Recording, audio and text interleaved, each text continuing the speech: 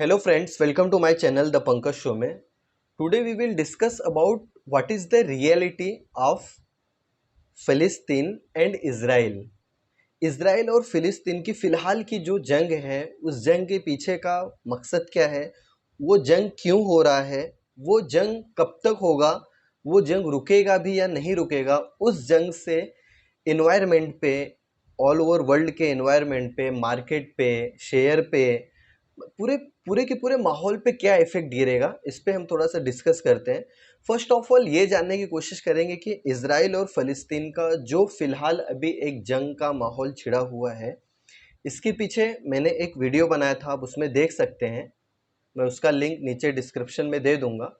फिलहाल इतना कहना है कि फ़लस्तीन एक टेररिस्ट के तौर पे देखा जा रहा है according to all over world to supported Israel.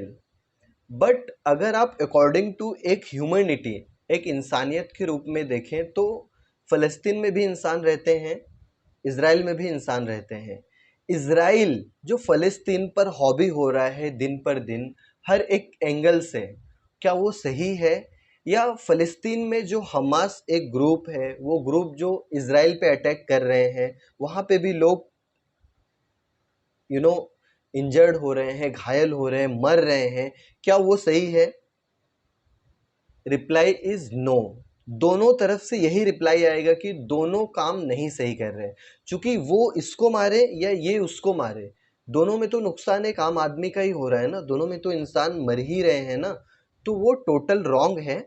But इसके पीछे का स्टोरी बहुत बेसिक सा स्टोरी है, बहुत ही नॉर्मल स्टोरी है कि वहाँ पे जो एक जगह है, जो एक टेम्पल के तौर पे देखा जाता है, मस्जिद अल अक्सा, या फिर उसको यहूदी लोग, नसारा लोग, ईसाई लोग भी किसी और नाम से जानते हैं. बहरहाल वो जो जगह है, वो जगह एक फेथ का जगह है, वो एक श्रद्धा की जगह है, वो एक आस्था की जगह है.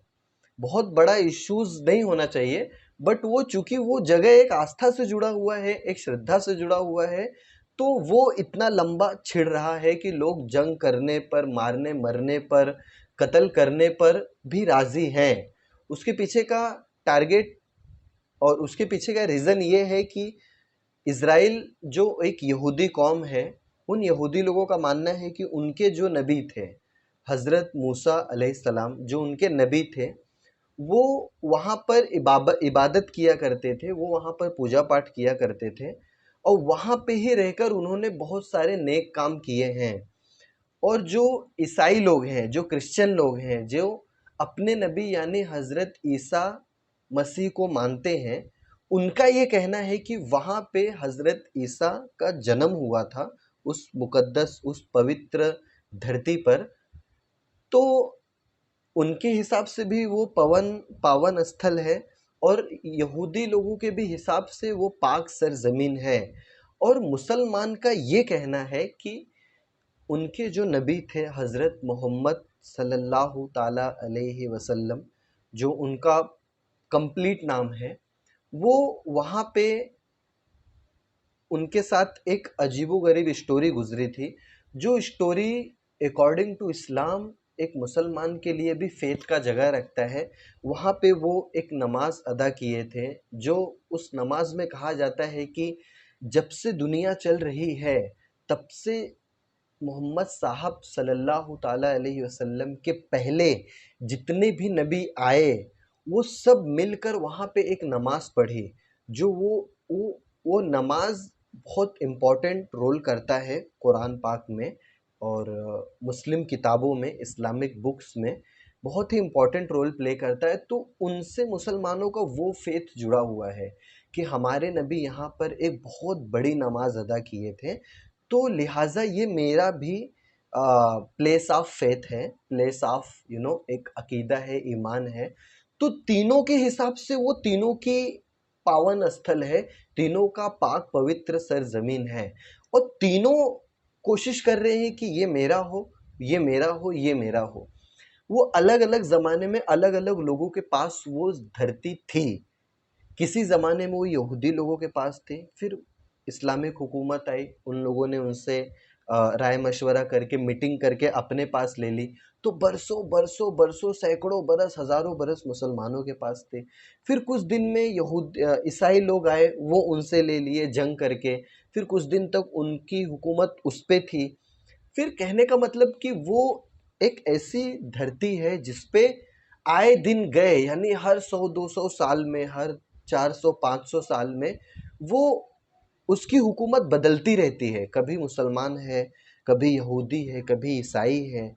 इन तीनों का ही झगड़ा है उस एक पर्टिकुलर प्लेस को लेकर, और तीनों का एक फेथ का झगड़ा है कि वो प्लेस जो है वो according to me my faith, और हर तीनों कम्युनिटी ये कहती है कि ये मेरा फेथ है, ये मेरा फेथ है, ये मेरा फेथ है। अब कहने का मतलब ये कि क्या इस फेथ पे झगड़ा या फिर एक ऐसा इशू जो कभी ख़त्म नहीं होगा, क्या ऐसा करना चाहिए? ऐसा नहीं करना चाहिए। इस पे अकॉर्डिंग टू मी जो यूएनए है, जो एक ऐसी जगह है, जो यूनाइटेड नेशन ऑफ ऑर्गेनाइजेशन, जो सब उस पे एक इकट्ठा होते हैं, जिस पे अमेरिका है, जापान है, चाइना है, रशिया है। इन लोग मिल के जो यूएनए में तमाम बिल पास होते हैं, जो इंटरनेशनल एक मीटिंग वहाँ पे होती है, वहाँ पे आई थिंक इसका बात रखना चाहिए, इस बात को। और ये रखना चाहिए कि देखो, ये तीनों के हिसाब से फेथ प्लेस है, इसको कुछ तो ऐसा बनाना चाहिए रूल या रेगुलेशन जिससे तीनों का काम चलता रहे। कुल मिलाकर एक ऐसा ऑर्गेनाइजेशन, एक ऐसा रूल लागू करना चाहिए जिससे ये लड़ाई झगड़े का, कत्ल मारा मारी का नौबत ना आवे। चाहे वो किसी की भी कंट्रोलिंग में हो, या तो एक ऐसा पावर बनाया जाए कि ये किसी तीनों के कंट्रोल में नहीं रहेगा, ये किसी चौथे के कंट्रोल में रहेगा, और वहाँ पे तीनों लोग जाकर अपनी इबादत कर सकते हैं, पूजा पाठ कर सकते हैं, अपना जो भी उनका, उनके अकॉर्डिंग टू रिलीजियस जो भी है उनका, वो आराम से कर सकते हैं। बट झगड़ा, लड़ाई, मारा मारी, कत्ल ये नहीं होना चाहिए, क्योंकि इससे ये तो एक हो गया उनकी एक बेसिक सी स्टोरी। अब उस स्टोरी का रिजल्ट फिलहाल जो अभी चल रहा है करंट में, जो एक जंग छिड़ी हुई है, उसका रिजल्ट मार्केट पे कितना पड़ रहा है, शेयर मार्केट पे कितना पड़ रहा है, लोगों का रोजी रोटी का सवाल है, धंधा बिजनेस का सवाल है। अगर आखिर ये दो कंट्री या दो लोग या दो कम्युनिटी के लोग, दो कौम के लोग अगर ऐसा ही झगड़ा लड़ाई करते रहेंगे, तो यार दुनिया में ऐसा कौन सा जगह है जहाँ पे किसी जगह का रिलेशन किसी फेथ से ना हो? हर जगह है यार। ये प्लीज़ मेरे इस वीडियो को मैं रिक्वेस्ट करूँगा कि ज़्यादा से ज़्यादा लोग शेयर करें कि यार आई थिंक ये नहीं होना चाहिए।